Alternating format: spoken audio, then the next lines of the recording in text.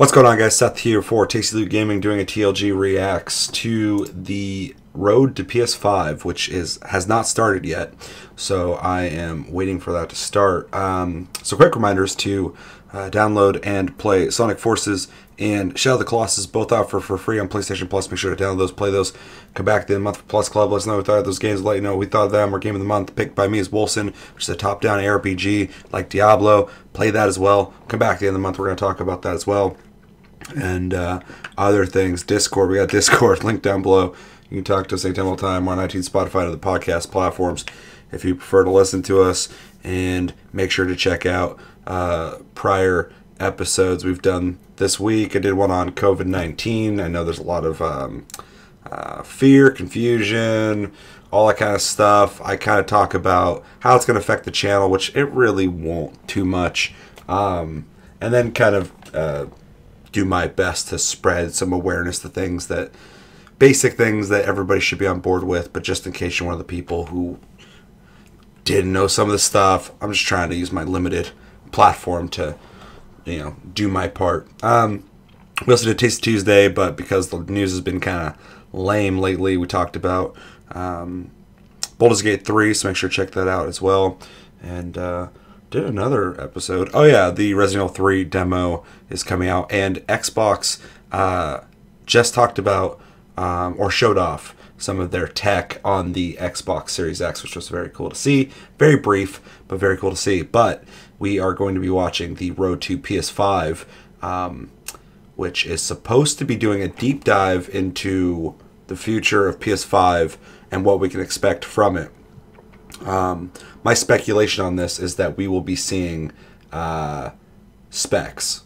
I assume everyone assumes this is coming. We'll probably hear about maybe some features. Are we gonna see it? I hope so. It'd be cool if they even flashed it at the end, something like that. I don't know if we're gonna see it though or not. Sony's been very much like, we'll show you when we show you, which has been very unceremonious. But once they show it, nobody's gonna care anymore. But yeah, they've been just kind of leaking stuff left and right. So let me switch this over because this should start any time now. Yeah, so I don't think we're going to see it, but if we do, awesome. But I do think they're going to talk about, at the very least vaguely, what this thing will be capable of. I'd like to see some hard numbers on those specs, though, and possibly just talk about some of the features that's going to differentiate this from Xbox or prior iterations of the PlayStation. What can we expect from the future of consoles, which is very exciting for me.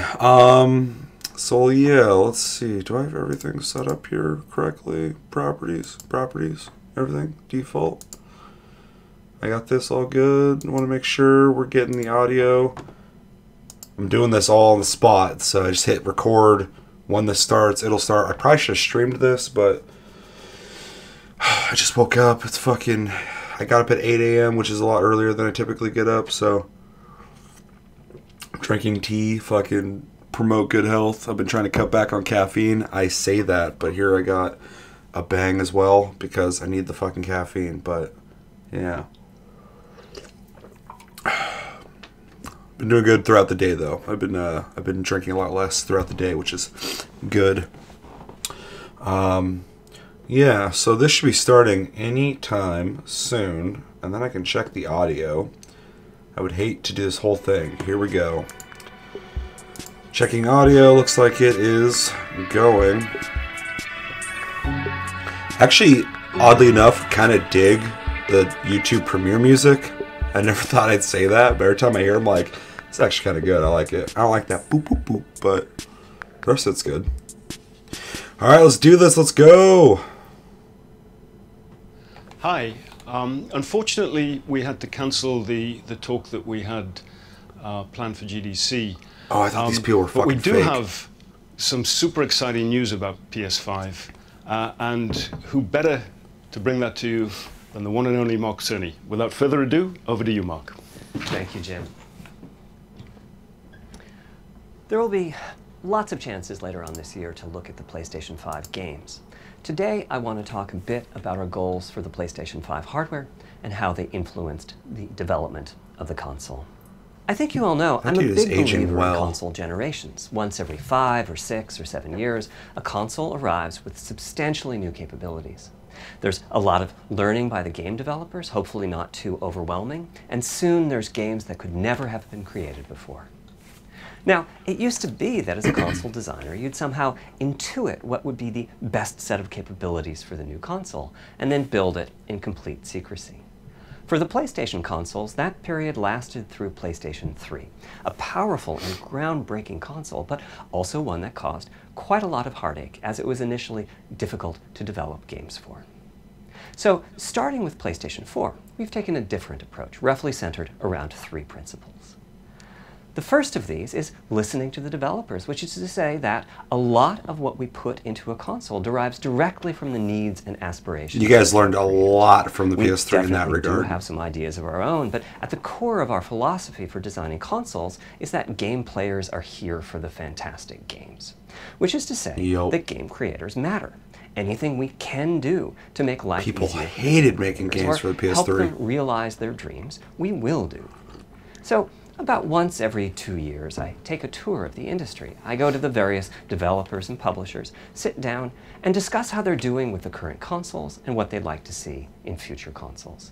This requires weeks on the road, as reaching the bulk of the game creators involves talking to well over 100 people at something like 24 publishers. It feels like Eyes Wide Shut or something, with just all these people just like...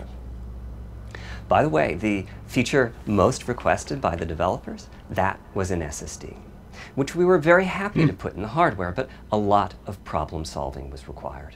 I'll be doing a deep dive on the SSD and surrounding systems later on in this talk.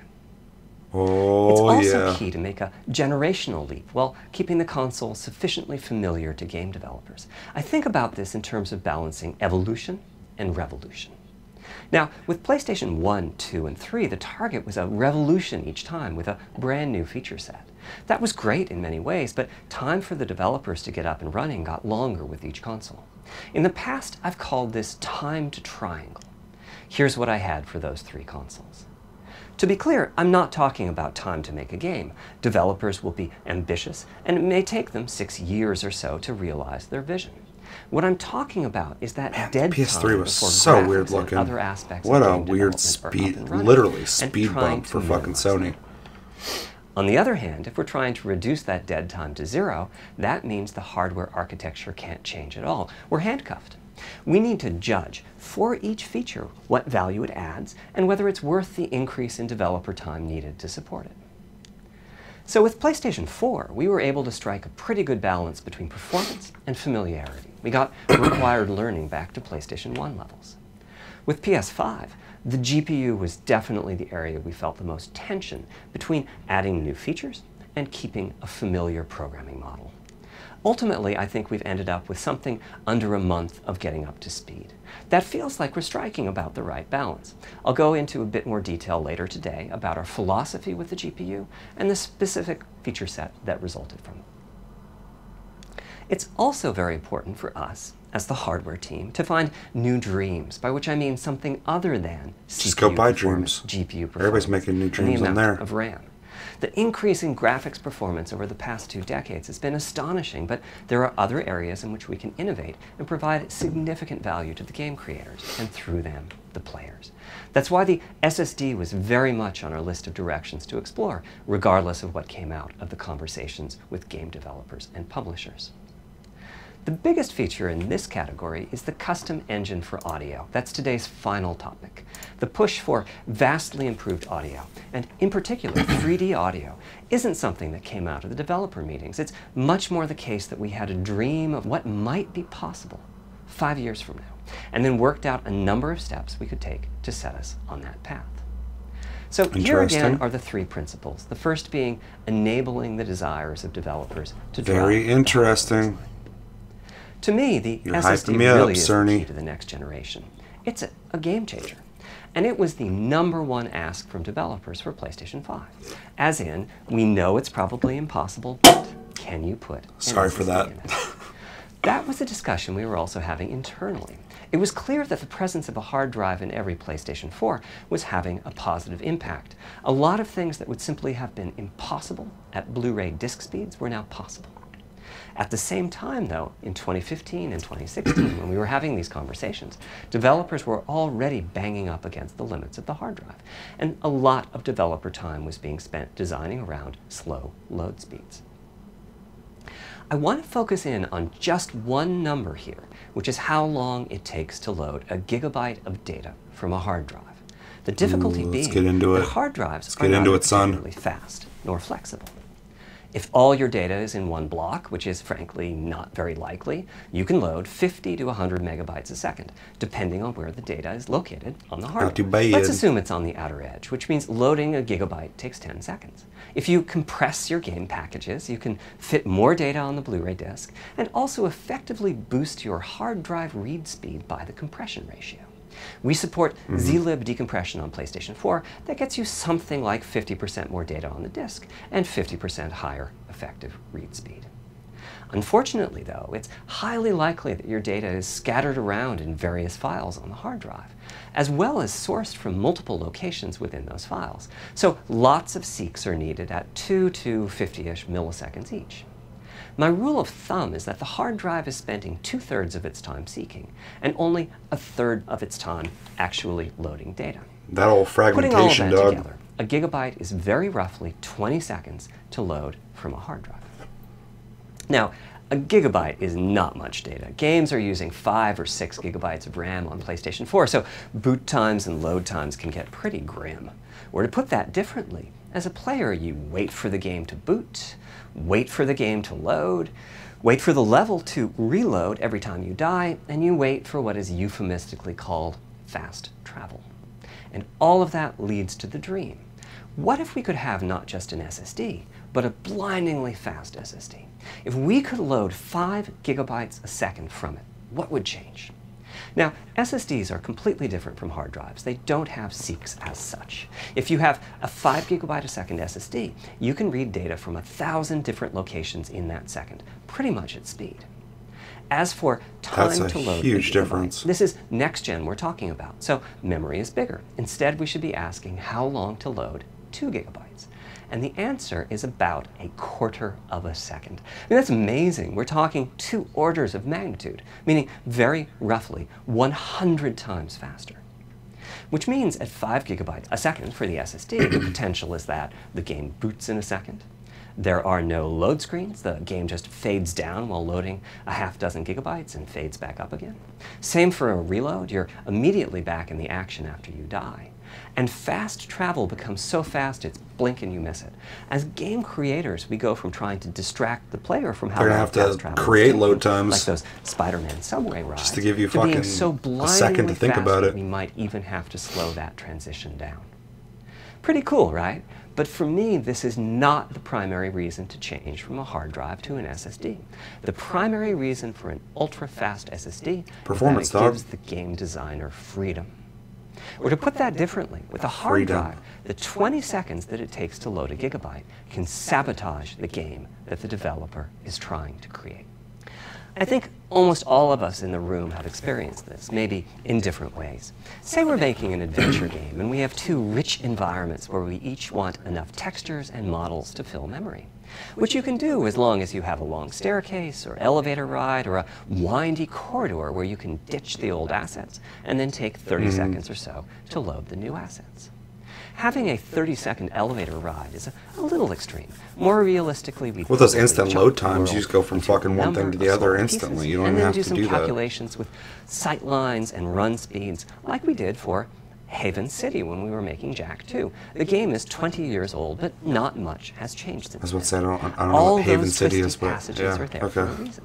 That was a game for a second. There's a whole subset of level design dedicated to this sort of work, but still, it's a giant distraction for a team that just wants to make their game. So when I talked about the dream of an SSD, part of the reason for that 5 gigabyte a second target was to eliminate loads, but also part of the reason for that target was streaming. As in, what if the SSD is so fast that as the player is turning around, it's possible to load textures for everything behind the player in that split second? If you figure that it takes half a second to turn, that's 4 gigabytes of compressed data you can load. That sounds about right for next gen. Anyway, back to the hard drive. Another strategy for increasing effective read speed is to make big sequential chunks of data. For example, we might group all the data together for each city block. That removes most of the seeks, and the streaming gets faster. But there's a downside too, which is that frequently used data is included in many chunks and therefore is on the hard drive many, many times. Marvel's Spider-Man uses this strategy, and though it works very well for increasing the streaming speed, there's a massive duplication as a result. Some of the objects like mailboxes or news racks are on the hard drive 400 times. What I'm describing here are things that cramp a creative director's style. Either level design gets a little bit boring in places, You're cramping my the style. data is duplicated so many times that it no longer fits on the Blu-ray disc.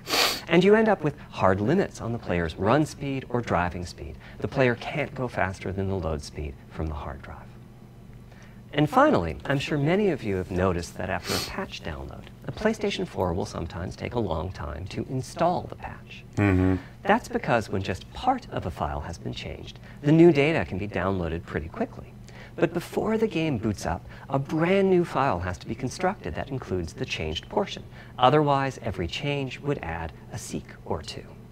Even so, you can occasionally see this happening on game titles. They start to hitch once they get patched enough. Sometimes you get that With slow an download SSD, too, and then you get no excited when it seeks. finishes, So, no need and to then make it's like, brand new oh, files hold on, with we're changes making the incorporated, files nice and which comfy. means Just sit no back for a little bit, and you're waiting for like 20 minutes. Today.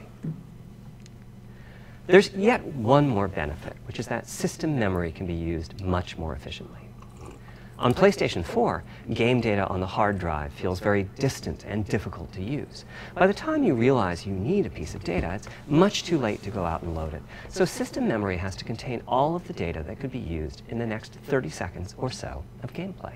That means a lot of the 8 gigabytes of system memory is idle. It's just waiting there to be potentially used.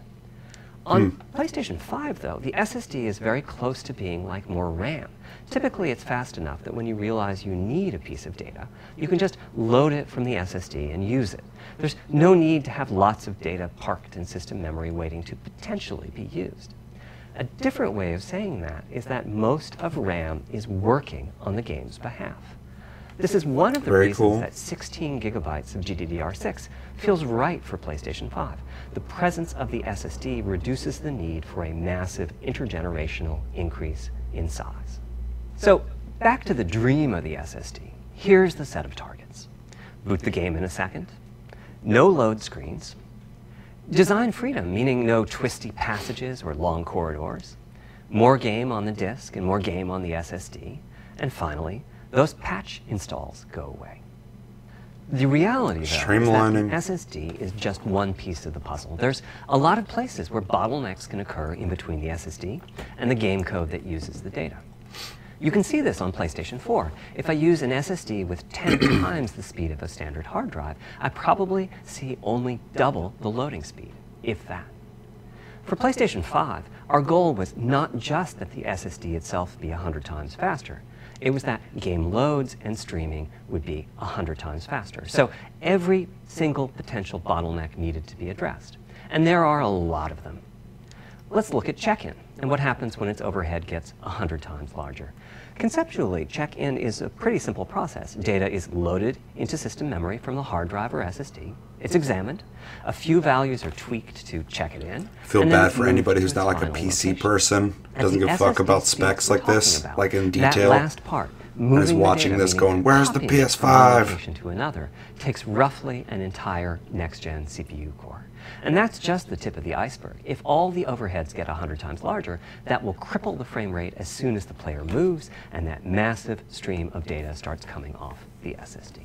So to solve all of that, we built a lot of custom hardware, namely a custom flash controller and a number of custom units in our main chip. The flash controller in the SSD was designed for smooth and bottleneck-free operation, but also with games in mind. For example, there are 6 levels of priority when reading from the SSD. Priority is very important. You can imagine the player heading into some new location in the world and the game requesting a few gigabytes of textures. And while those textures are being loaded, an enemy is shot and has to speak a few dying words. Having multiple priority levels, like the way he said that was very get loaded immediately. psychopathic sounding. On one side, that needs flash to speak controller some connects dying to the words. actual flash dies that supply the storage. To reach our bandwidth target of 5 gigabytes a second, we ended up with a 12-channel interface. 8 channels wouldn't be enough. The resulting bandwidth we've achieved is actually 5.5 gigabytes a second. With a 12-channel interface, the most natural size that emerges for an SSD is 800. If you look at the comments right now, people are The pissed. key question for us was, is that enough? I mean, it's tempting to add more, but Flash certainly doesn't come cheap, and we have a responsibility to our game. All this is fucking interesting shit to me. With regards to what we put in the console. But I get it. Ultimately, we resolved this question by looking at the play pattern. Xbox is smart coming out, just going like, the console's faster. It's faster. Check it out. Check it out, guys. And they show like 50 seconds or a month, of and whether that footage. set of games would fit properly on the SSD. We were able to establish that the friction caused by reinstalls or redownloads. So he's like, "Hey, Cerny, you want to go out there and so we locked in talk about all the that shit you've been working on?" He's like, 800 okay. While also preparing multiple strategies. They're like, just take it easy on the dead guy dying last words thing. That always comes off kind of fucking weird when you say that. Back to the Flash controller. On the other side, I'll it do my connects best. to our main custom chip via 4 lanes of Gen 4. That's me PCIe. pushing my glasses up and flipping inside you guys the main off, custom apparently. chip is a pretty hefty unit dedicated to I/O. Before we talk about what that does, let's talk compression for a moment. PlayStation 4 used zlib as its compression format. We decided to use it again on PlayStation 5, but on my 2017 tour of developers, I learned about a new format called Kraken from Rad Game Tools. It's like zlib's smarter cousin. Simple, similar types of algorithms, but about 10% better compression, which is pretty big. That means 10% more game on the UHD Blu-ray disc. That guy in the bottom left either just picked his nose or yawned. Kraken had only been out for a year, but it was already becoming a de facto industry standard. Half of the teams I talked to were either using it or getting ready to evaluate it. So we hustled and built a custom decompressor into the I/O unit, one capable of handling over 5 gigabytes of Kraken format input data a second. After decompression, that typically becomes 8 or 9 gigabytes, but the unit itself is capable of outputting as much as 22 gigabytes a second if the data happen to compress particularly well. By the way, in terms of performance, that custom decompressor equates to 9 of our Zen 2 cores. That's what it would take to decompress the Kraken stream with a conventional CPU. There's a lot more in the custom I/O unit, including a dedicated DMA controller. The game can direct exactly where it wants to send yes, the Wade, they're off of the SSD. Very much, really breaking it down. Zen 2 core or 2 in terms of its copy performance. I agree. Its primary purpose is to remove check-in as a bottleneck. There's 2 dedicated I/O coprocessors and a large RAM pool. These aren't Zen 2 cores. They're there principally to direct the variety of custom hardware around them. One of the coprocessors is dedicated to SSD I/O. This lets us bypass traditional file I/O and its bottlenecks when reading from the SSD. The other is responsible for memory mapping, which I know doesn't sound like anything related to the SSD, but a lot of developers map and remap memory as part of file I/O, and this too can become a bottleneck. They're teaching you how to make your own PS5 right now. Just fucking start 3D printing some of this shit and fucking developing your own stuff based off what they got going on. The issue is stale data in the GPU caches. Flushing all of the GPU caches whenever the SSD is read is an unattractive option. The interesting thing about this, though, is GPU performance. So we've implemented a gentler SSDs have been around, but they have their own proprietary one that they've worked on. So the GPU of the overwritten address ranges. It's definitely worth going over, but they're doing this at length. To pinpoint evictions of just those address ranges. The best thing is, as a game developer, when you read from the SSD, you don't need to know any of this. You don't even need to know that your data is compressed. You just indicate what data you'd like to read from your original uncompressed file and where you'd like to put it, and the whole process of loading it happens invisibly to you and at very high speed. Back to the dream. Thanks to all of that surrounding let's get back to the dream. 5.5 gigabytes a second really should translate into something like 100 times faster I/O than PS4 and allow the dream of no load screens and super fast streaming to become a reality. Having said that, expandability of our SSD is going to be quite important. Flash is costly, and you may very well want to add storage to whatever we put in the console. Now, the kind of storage you need depends on how you're going to use it. If you have an extensive PlayStation 4 library and you'd like to take advantage of backwards compatibility to play those games on PlayStation 5, then a large external hard drive is ideal. You can leave your games on the hard drive and play them directly from there, thus saving the pricier SSD storage for your PlayStation 5 titles. And I do have all my PS4 games on a external hard drive. If your purpose in adding more storage is to play PlayStation 5 titles, though, ideally you would add to your SSD storage. We will be supporting certain M2 SSDs. These are internal drives that you can get on the open market and install in a bay in the PlayStation 5. Really? As for which ones we support and when, they're gonna let you just fucking plug them in, huh? they connect through the custom I/O unit just like our SSD does. So they can take full advantage of the decompression, I/O coprocessors, and all the other features I was talking about. Here's the catch, though. That commercial drive has to be at least as fast as ours. Games that rely on the speed of our SSD need to work flawlessly with any M2 drive. When I gave the Wired interview last year, I said that the PlayStation 5 SSD was faster than anything available on PC. At the time, commercial M2 drives used PCIe 3.0, and 4 lanes of that cap out at 3.5 gigabytes a second. In other words, no PCIe 3.0 drive can hit the required spec. M2 drives with PCIe 4.0 are now out in the market. We're getting samples and seeing 4 or 5 gigabytes a second from them. By year's end, I expect there will be drives that saturate 4.0 and support 7 gigabytes. That was some low-key shade. We are comparing apples and oranges, though, because 4 or 5. that commercial M2 drive will have its own architecture, its own He's flash out here controller, talking and shit. so on. For example, the NVMe specification lays out a priority scheme for requests that the M2 drives can use. And that scheme is pretty nice, but it only has 2 true priority levels. Our drive supports 6.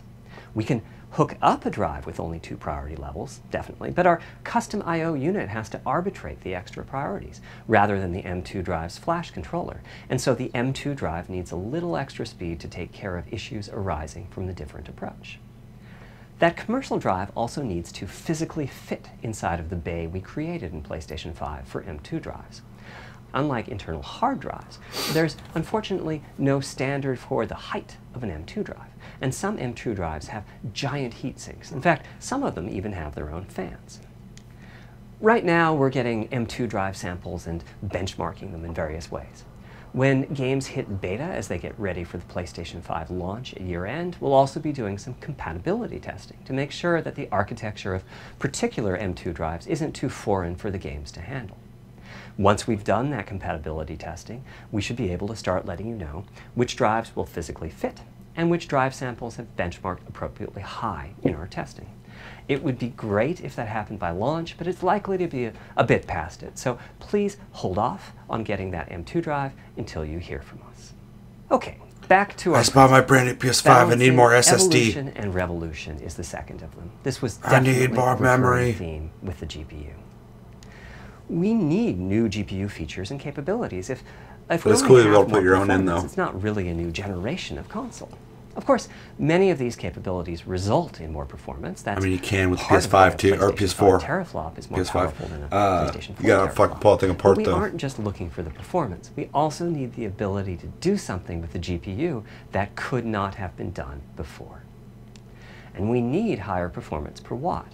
Every time we double the performance of some GPU component, we don't want to find out we've doubled the power consumed and the heat produced. But at the same time, we have to make sure the GPU can run Good, because my PS4 PS4 games, Pro gets fucking and we wild have to when I play ensure Call of that Duty the for some architecture reason. is easy for the developers to adopt. Now, backwards compatibility was handled masterfully by AMD. They treated it as a key need throughout the design process. As our solution to adding new features without blindsiding developers, we made sure that if there were new significant features, it would be optional to use them. The GPU supports ray tracing, but you don't have to use ray tracing to make your game. Yes. The GPU supports primitive shaders, but you Ray can tracing. release your first game on PlayStation 5 without making any use of them. Before I get into the capabilities of the GPU, I'd like to make clear 2 points that can be quite confusing. First, we have a custom AMD GPU based on their RDNA 2 Is that TV technology. dirty as What does fuck? that mean? AMD is continuously improving and revising their tech. For RDNA 2, their goals were, roughly speaking, to reduce power consumption by re-architecting the GPU to put data close to where it's needed, to optimize the GPU for performance, and to add a new, more advanced feature set. But that feature set is malleable. So many Z's in chat, dude. You understand there's a fucking pandemic happening? There's fucking other things you could be so collaboration is born. Thinking about right now. Just enjoy some fucking normality in the then they world. can be adopted into RDNA 2 and used broadly, including in PC GPUs. If the ideas are sufficiently specific to what we're trying to accomplish, like the GPU cache scrubbers I was talking about, then they end up being just for us. If you see a similar discrete GPU available as a PC card at roughly the same time as we release our console, that means our collaboration with AMD succeeded in producing technology useful in both worlds. It doesn't mean that we as Sony simply incorporated the PC part into our console. This continuous improvement in AMD technology means it's dangerous to rely on teraflops as an absolute indicator of performance, and CU count should be avoided as well. In the case of CPUs, we all understand this. The PlayStation 4 and how many PlayStation 5 teraflops we talking, dog? CPUs, because the rumor said 9, but then a new rumor came out said 13. It's the same for CUs. Although, for one thing, it's they've not. been getting much larger over time. It's not an indicator of how Adding more powerful it features is. means It is adding a lots of indicator, I transistors. guess. I'll take that back. In fact, the But it's transistor not the count for a indicator. PlayStation 5 CU is 62% larger than the transistor count for a PlayStation 4 CU. Second, the PlayStation 5 GPU is backwards compatible with PlayStation 4. What does that mean?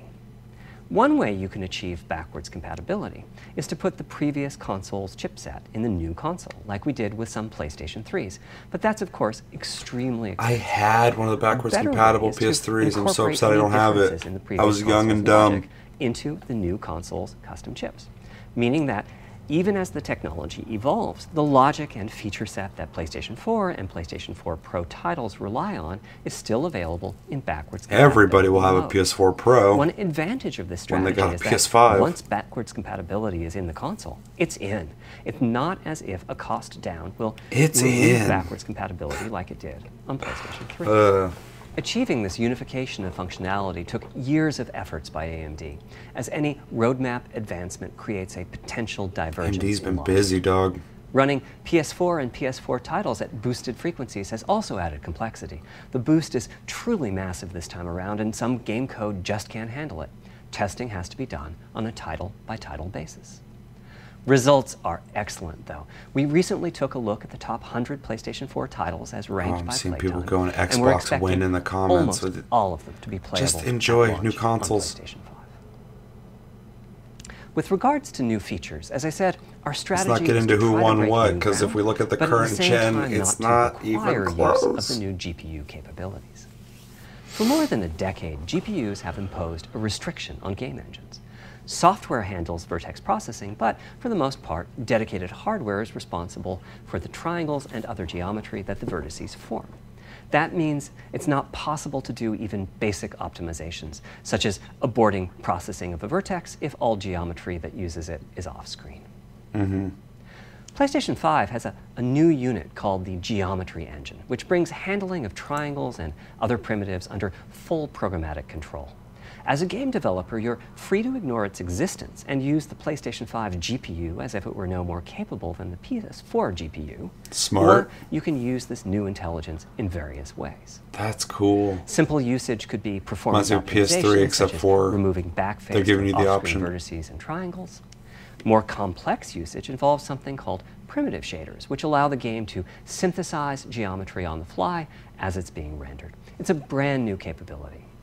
Using primitive shaders on PlayStation 5 will allow for a broad variety of techniques, including smoothly varying level of detail, addition of procedural detail to close-up objects, and improvements to particle effects and other visual special effects.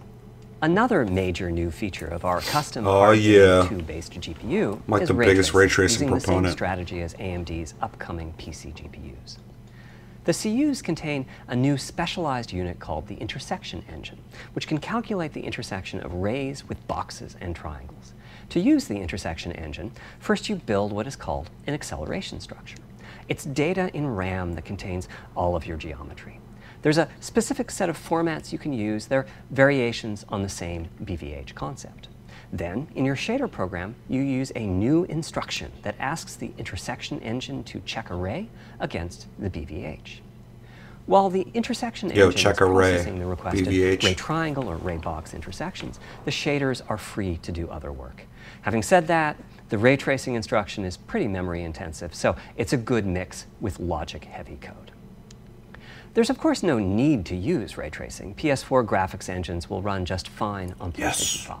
But it presents an opportunity. I'm so ready for ray tracing to be everywhere. I'm thinking it'll take less than 1 million rays a second to have a big impact on audio. That should be enough for audio occlusion and some reverb calculations. With a bit more of the GPU invested in ray tracing, it should be possible to do some very nice global illumination. Having said that, adding ray-traced shadows and reflections to a traditional graphics engine could easily take hundreds of millions of rays a second, and full ray tracing could take billions. How far can we go? I'm starting to get quite bullish. I've already seen a PlayStation 5 title that's successfully using ray tracing-based reflections in complex animated scenes with only modest costs. Another set of issues for the GPU involved size and frequency. How big do we make the GPU, and what frequency do we run it at? This is a balancing act. The chip has a cost, and there's a cost for whatever we use to supply that chip with power and to cool it.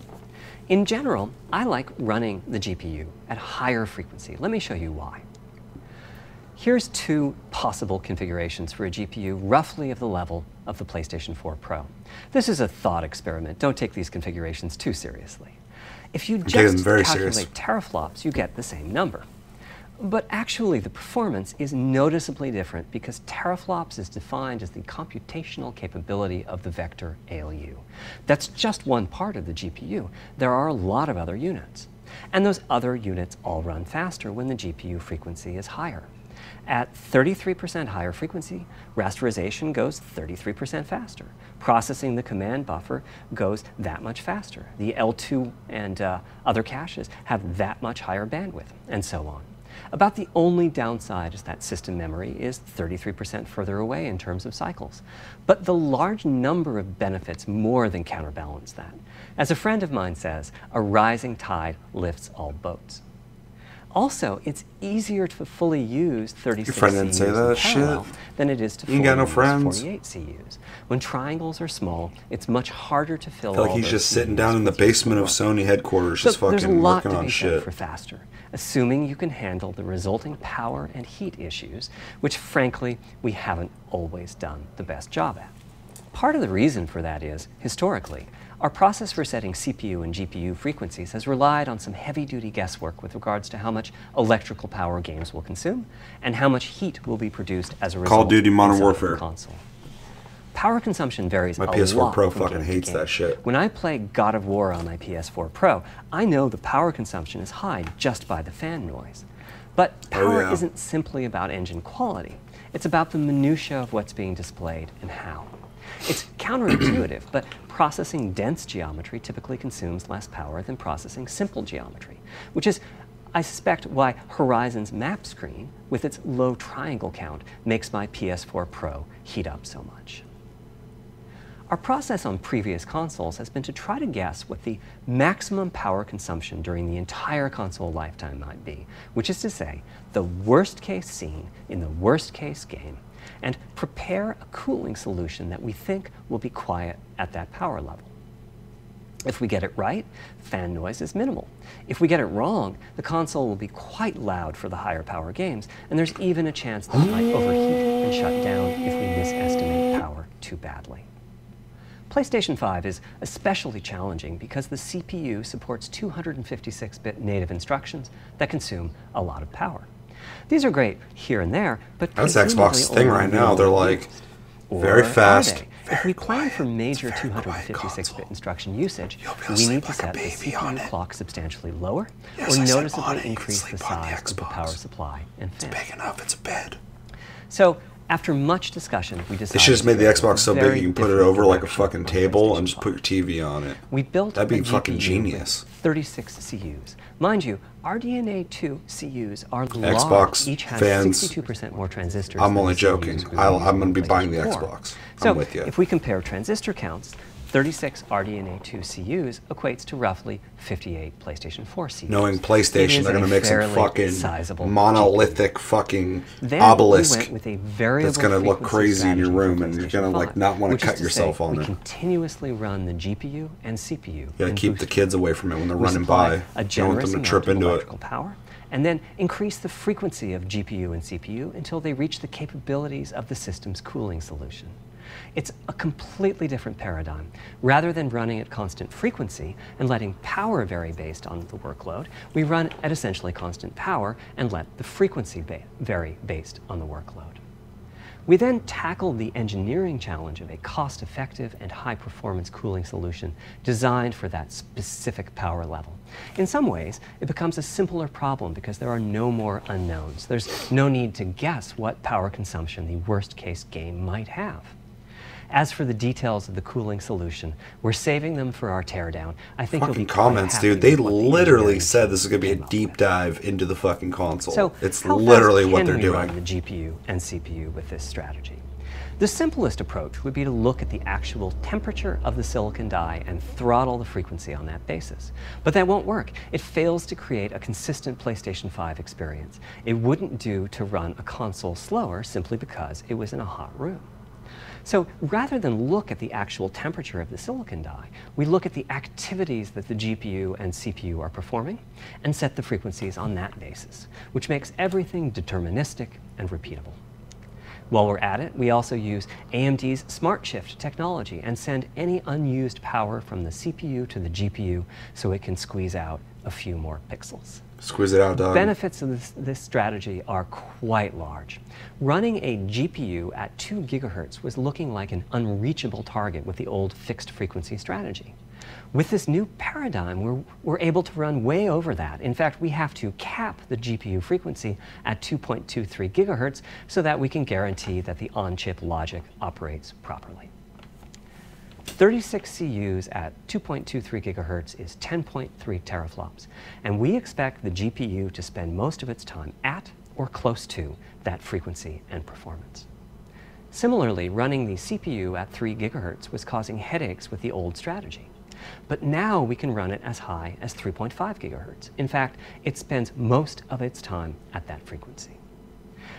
That doesn't mean all games will be running at 2.23 gigahertz and 3.5 gigahertz. When that worst-case game arrives, it will run at a lower clock speed, but not too much lower. To reduce power by 10%, it only takes a couple of percent reduction in frequency, so I'd expect any downclocking to be pretty minor. All things considered, the change to a variable frequency approach will show significant gains for PlayStation gamers. The final of our 3 principles was about finding new dreams. It's important for us on the hardware team to find new ways to expand. So not deepen 9, debate, 10 and teraflops. that's what led us to a focus on 3D audio. As players, we experience the game through the visuals, through audio, and through the feedback we receive from the controller, such as rumble or haptics. Personally, I feel a game is just dead without audio. Visuals are, of course, important, but the impact of audio is huge as well. At the same time, the audio team on a game project has to do a lot with a little. For example, on PlayStation 4, there's fierce competition for the Jaguar CPU cores. Audio typically ends up getting just a fraction of a core. That's not much of a computational resource, particularly when you consider that the visuals run at 30 or 60 frames a second, but audio processing needs to happen at almost 200 times a second. So it's been tough going making forward progress on audio with PlayStation 4, particularly when PlayStation 3 was such a beast when it came to audio. The SPUs in Cell were almost a perfect device for audio rendering. Simple pipelined algorithms could really take advantage of asynchronous DMA and frequently reached 100% utilization of the floating point unit. There's unfortunately nothing comparable on PlayStation 4. I know everything you just said. Probably the most dramatic progress in the PlayStation 4 generation has been with virtual reality. The PSVR hardware has its own audio unit. It supports about 50 pretty decent 3D sound sources. And this provided a hint as to where we could go with audio, as well as some valuable experience. Not to oversimplify, but here were our goals for audio on PlayStation 5. The first goal was great audio for everyone, not just VR users or soundbar owners or headphone users. That meant audio had to be part of the console. It couldn't be a peripheral. I appreciate that. The second goal was to support hundreds of sound sources. We didn't want developers to have to pick and choose what sounds would get 3D effects and which wouldn't. We wanted every sound in the game to have dimensionality. Interesting. And finally, we wanted to really take on the challenges of presence and locality. Now, when we say presence, we mean the feeling that you're actually there. You've entered the matrix. It's not, of course, something we thought we Damn, could that's perfectly Sony achieve. Matrix. The idea was that if we stopped using just a rain sound and instead used lots of 3D audio sources for raindrops hitting the ground at all sorts of locations around you, then at some point your brain would take a leap and you'd begin to have this feeling of real presence inside the virtual world of the game. This has the capacity to affect your appreciation of the game, just like music in a game does. The concept of locality is simpler. It's just your sense of where the audio is coming from.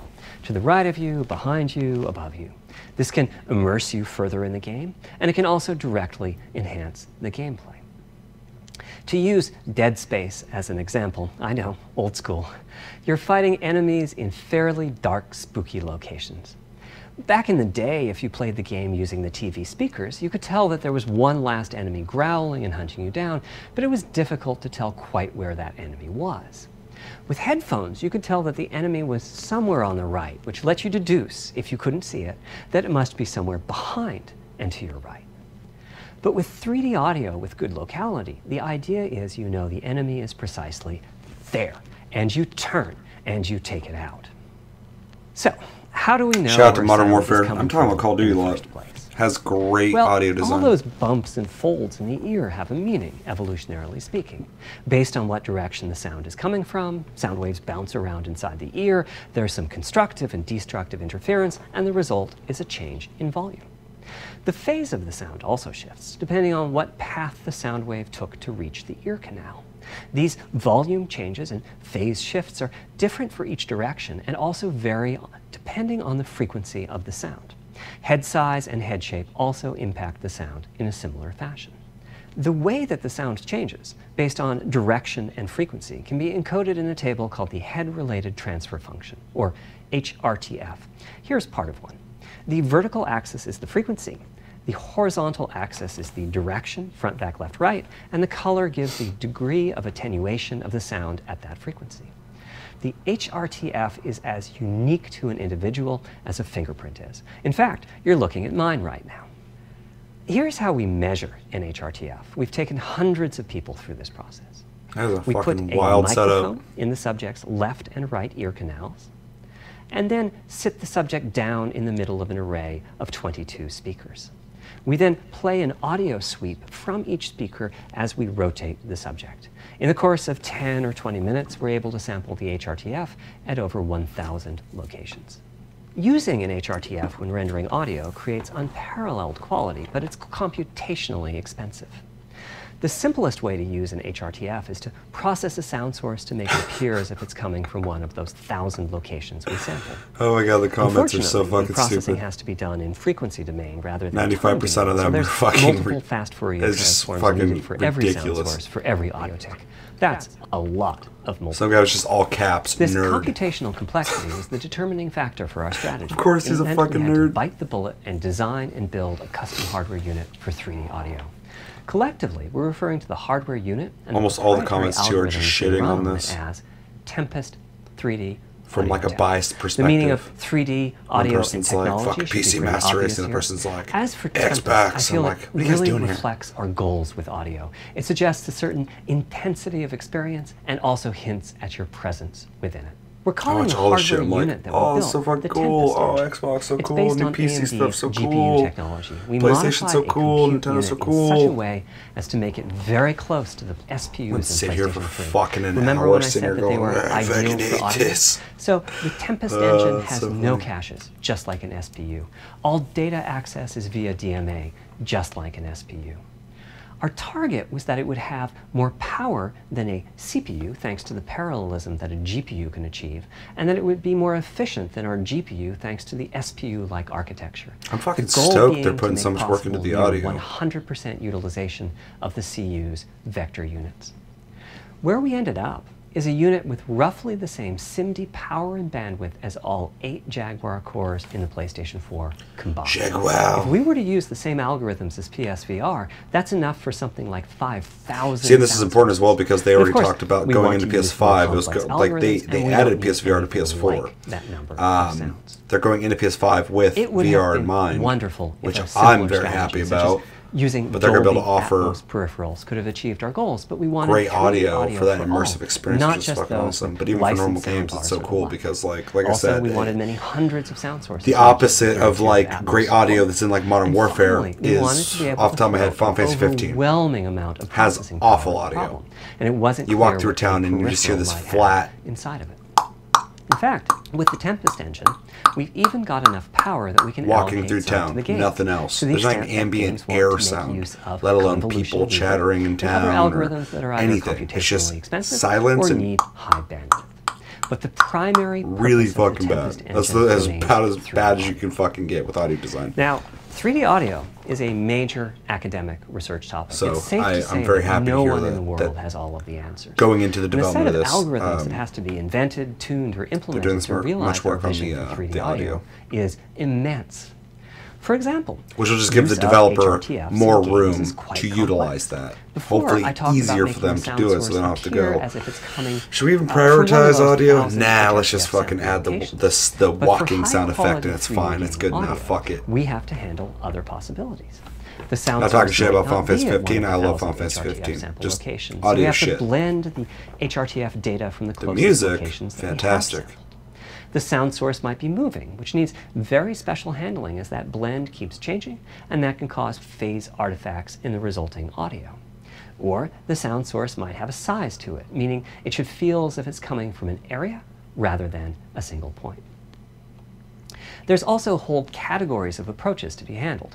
3D audio can be implemented using individual processing of 3D sound sources. But alternatively, ambisonics can be used for 3D audio. Ambisonics like speaks that somewhat word. like the spherical harmonics used in computer graphics. Ambisonics. And finally, there's audio devices.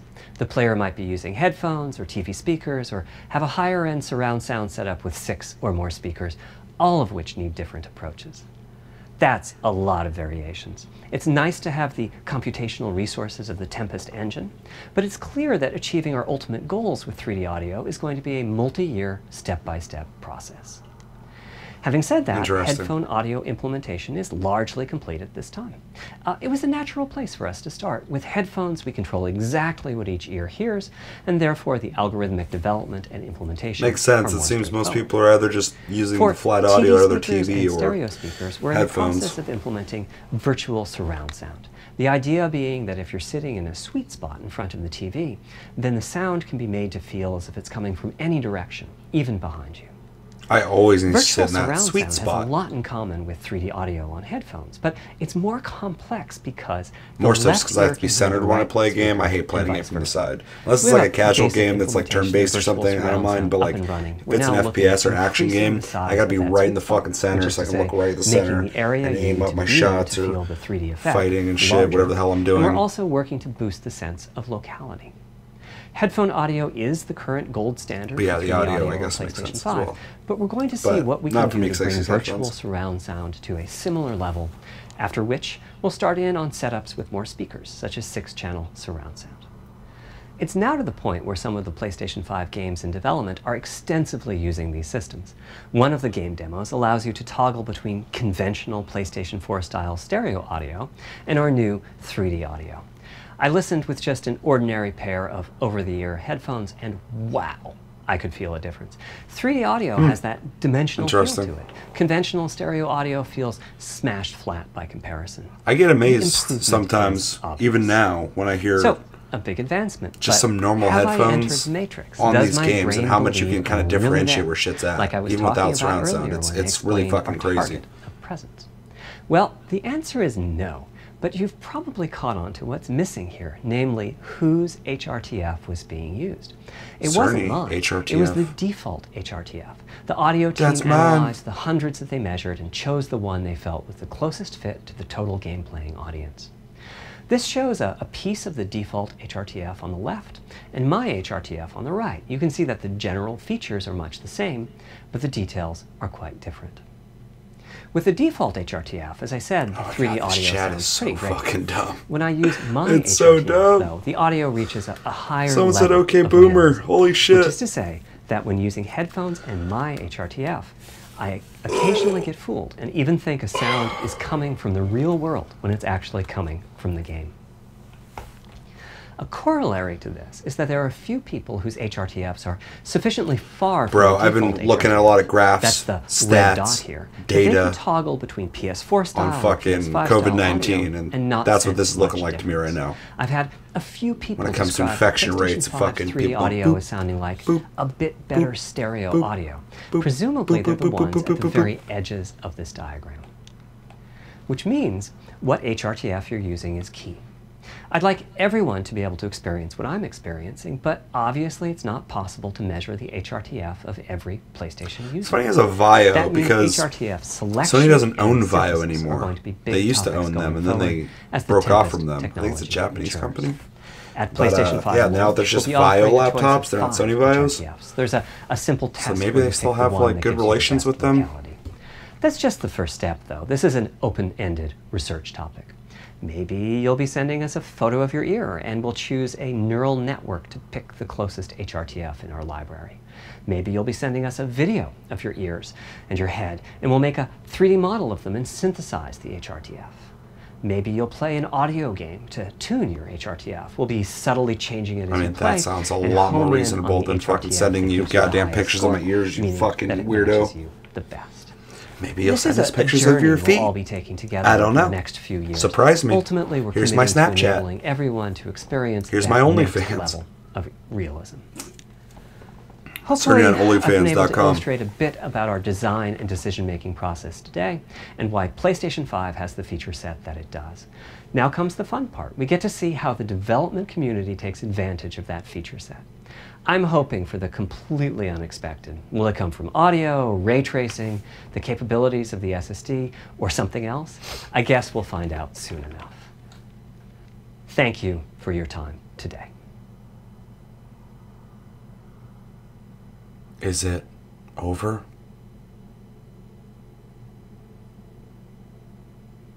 I think we're done here. All right, so that was a deep dive, and I know a lot of people. Hey, that's me.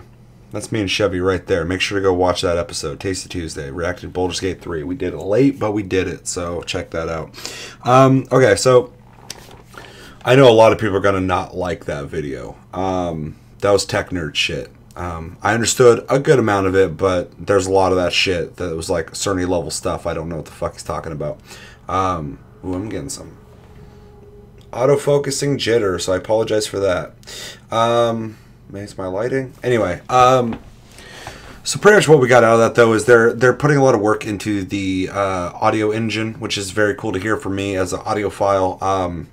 Better 3D sound, which will benefit VR, which makes sense. It'll benefit gaming in general, which makes sense. Just advancing that. That's something people don't think about a lot when it comes to the gaming experience. Audio really matters a lot, and I think it's underplayed. So it's really cool to hear that they're putting work into a brand new engine to enhance that. The idea of hearing every single drop of rain is very cool to me, and I can't wait to hear that. As for the SSD, it sounds fast. It's going to be fast. It's an SSD. They have their own proprietary connection to SSDs. They're going to allow you to put in new ones as long as it meets the requirements, which I think is very cool. There was something that came out yesterday about Xbox wanting you to buy proprietary SSDs, which makes sense for people who don't really want to get into their console. Just plug it in, but essentially they're selling you a fucking memory card at that point. Again, in 2020, which is crazy. Not saying it's bad or good. It's just interesting that they're going that route. It's kind of idiot proof, I guess. It's you can just buy it. The only thing I hate about that is they'll be able to charge more for an SSD that with the similar specs as a normal SSD for more, because it is going to be in a case that will fit perfectly into the Xbox. So I have my concerns about that. I said something on Twitter and people were like, well, it's not true, so fucking don't worry about it. And I was like, okay, well, I guess all the game outlets are lying then, which I wouldn't be surprised. So let me know in the comments if you have the info on that I don't. But yeah, them being able to let you put in a new SSD later on is very cool. That they, I've already said it before, but pretty much confirmed, absolutely confirmed, that PS5 will be backwards compatible is very cool as well. Saying that you're going to be able to plug in your hard drive, which I have, my external hard drive, into the PS5 to play your PS4 games. Very cool. That's fucking awesome. Graphics wise, they talked about the ray tracing, which I'm very excited for. Talked about their advanced engine for rendering shapes, which is really exciting for me because it reminds me of the PS3. It's got the balls of the PS3 to do something like that, but giving developers the option to use that, which is fucking genius, because the lessons they learn with the PS3 will haunt them for eternity. The cell processor on that fucking PS3 really cramped the style, as he put it, of developers, and so they will never make that mistake again. But Sony is an innovative company, so is Microsoft. Anybody who might get upset with that statement, and they're a tech company. They make new tech, so the idea of them not utilizing the engineers at Sony to make new tech, it would just kind of suck to think that they're just making a PC, right? You want them to come out with something that is their own, and they're definitely doing that, but they're giving developers the option to even tap into that or not. So if you want to get experimental and go, what can this fucking thing do? You can do that, which is pretty cool. Let's see, the load speeds, really fucking crucial. Like I said in a prior episode with Xbox showing off their fast load times, name the game in this generation is speed, and that sounds less exciting than graphics, but it affects graphics. Your load times will increase, but also rendering will increase, because your console can communicate with the hard drive faster. You can get those graphics in faster. So like he was saying, when you're streaming, wherever you're looking, it's loading the graphics.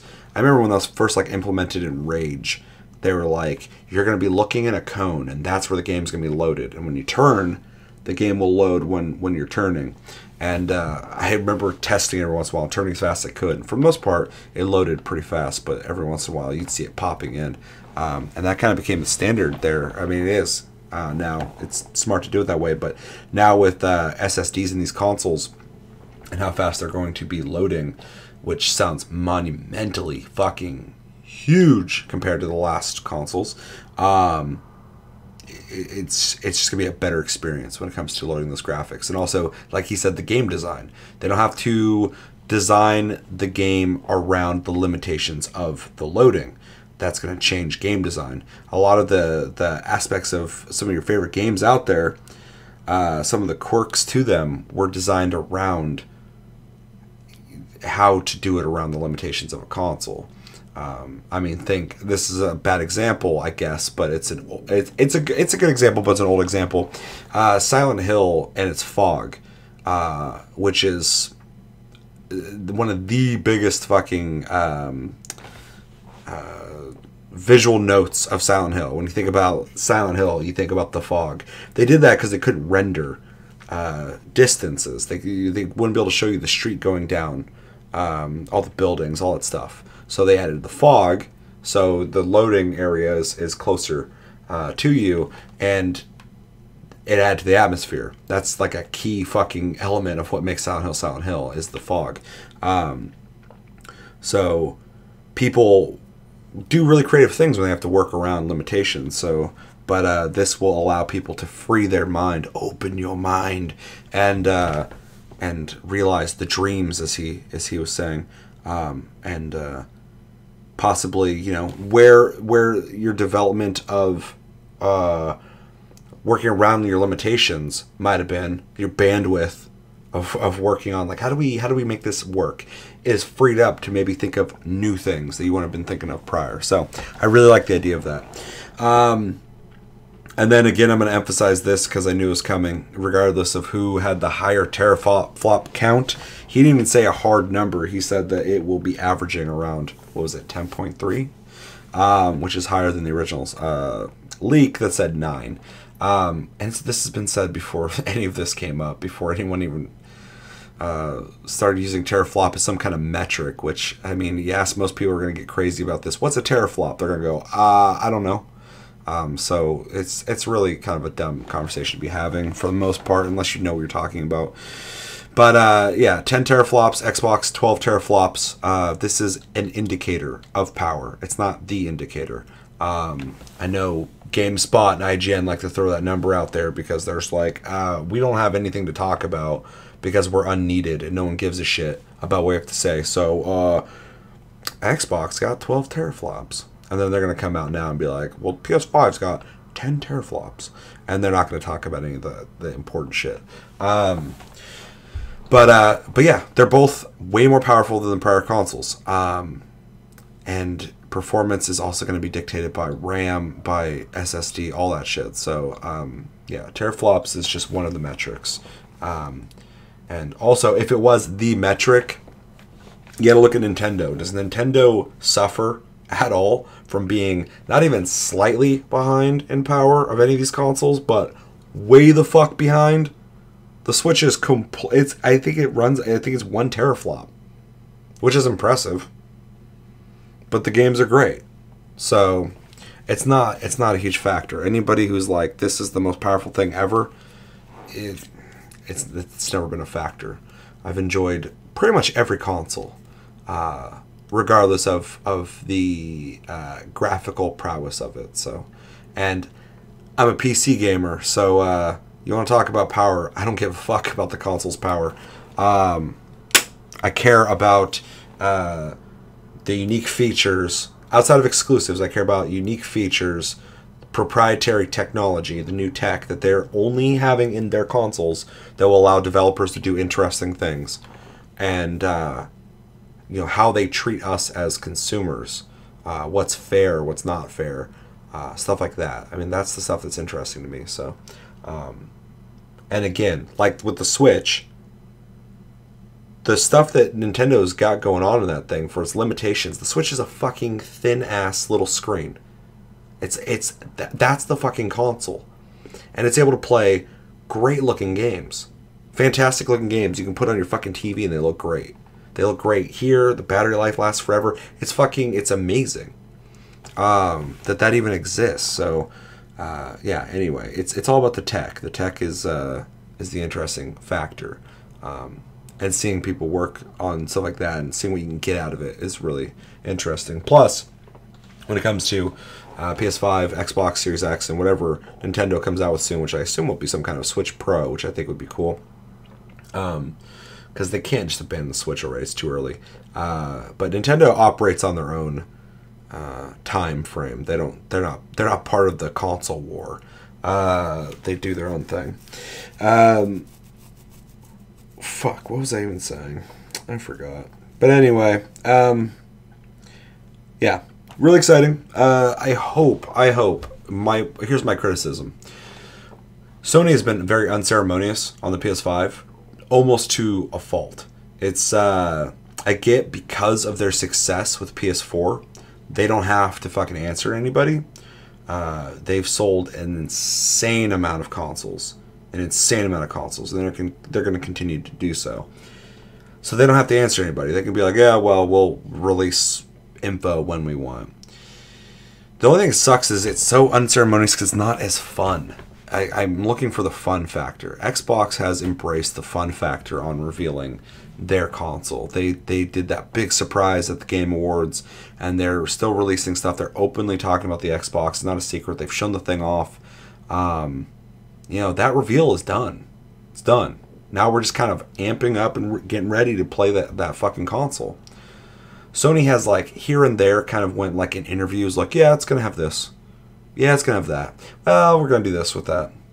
It's like, oh, okay, so the PS5 is real. Yeah, here's the logo. Okay, looks like the PS4, PS3 logo, which is fine. I like the continuity of it. Makes sense. What's it look like? I don't know. Just wait and see. Wait and find out. What's the specs? Here's some of them. Here's some of the specs. Oh, we're going to do a deep dive. And then they do the deep dive. And I liked it. I know a lot of people aren't gonna, though. That was not an exciting presentation. If you're a tech nerd, it was interesting. Fuck, Mark Cerny? He's a good speaker. He's a good talker. Way better than he used to be. Yeah, there's just no hype building. They're just relying on PS4's prowess, which is fine. But Nintendo did something similar, though, after the Wii. And then we got the Wii U. So, after the Wii, there's like, you're going to buy the Wii U. Don't worry about it.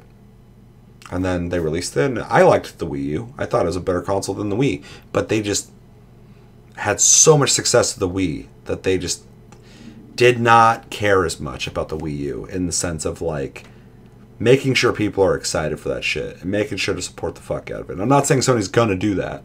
I'm just saying Sony is just being a little too relaxed on rolling this thing out. So I hope that we get some kind of big fun announcement with, like, cool music and somebody with some enthusiasm revealing what this thing's gonna look like. And be like, this is the PS5. It's going to come with all the shit he has talked about, but in a quick little fucking list of, like, boom, boom, boom, boom, boom, boom, boom. This is the controller, which I'm really excited to see. I want to see what they do, because I think PlayStation or Sony was very inventive with the PS4 controller. Outside of the light bar. Get rid of the light bar, get rid of the speaker. I don't like either of those things. But the touchpad, I fucking love that thing. And I think it's underutilized. There's some games that use it as a button for gameplay. And it's genius. I want to see more of that. Or at least have options in the button layout to use that touchpad if you want to. Because in Warframe, you can literally have your moves swipe up, swipe right, swipe left, swipe down. Click this side, click this side. That's fucking 6 buttons right there. You just added the controller that you don't have to have in every game. I'm not saying, like, be a gimmick and use it in every single fucking game. But Warframe used it, and I utilized it. Some people I know didn't like using it. They liked holding the button, I think it was R1 or L1, and then it gives you a menu, and then you can press triangle, circle, X, or square. But I like just being able to play and just fucking swipe real quick while it's playing. Fucking genius. I love it. So hopefully that makes it over to the next thing.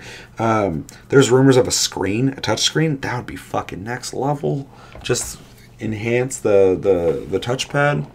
But I wouldn't hold my breath on that, just because that would significantly up the price of that fucking console. But yeah, the control is great, so I can't wait to see that reveal. But anyway, going back to what I was saying, I need the spectacle. I know some people poo-poo the fucking spectacle of this shit, but maybe I'm old school, I don't know, but I would argue too that anytime these spectacles come out, these fucking big events, the hype, nobody at that point is going, this was unneeded. I never hear that. People just watch it and go, woo, or they go, fuck that thing. I'm team this. I'm team that. But it still gets the fucking conversation going anytime you have some kind of big event. When Xbox has a big event, people are talking, right? It's always before the event that people are like, do we need it? Just fucking show us. Just fucking shut up and just do it.